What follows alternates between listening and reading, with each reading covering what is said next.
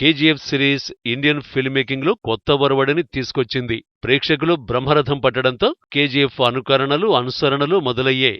Director Prashanth Neel KGF multiverse ని plan చేస్తూ మరో కొత్త ట్రెండ్ కి తెరతీస్తున్నాడు. ఇతర దర్శకులు మాత్రం ఇంకా కేజీఎఫ్ మేనియా నుంచి బయటపడటం లేదు. అందుకు తాజా ఉదాహరణగా షంషేరా హిందీ చిత్రాన్ని చెప్పొచ్చు.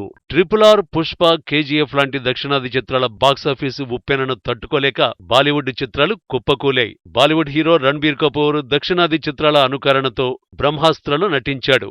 మరో చిత్రం షంషేరాలో కేజీఎఫ్ ని అనుకరిస్తున్నాడు.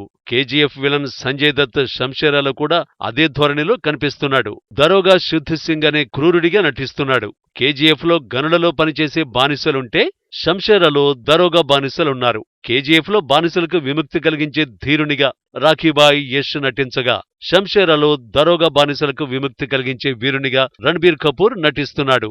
ఈ చిత్రంలో బానిసగా రాజపుత్రునిగా రణ్బీర్ కపూర్ ద్విపాత్రాభినయం చేస్తున్నాడు. ఇదొక్కటే కొత్త అంశం. మెయిన్ స్టోరీ లైన్ కేజీఎఫ్ ని పోలి ఉండడం షంషేరాకు ప్లసా మైనసా అనే తీర్పు జూలై 22న ప్రేక్షకులు ఇవ్వబోతున్నారు.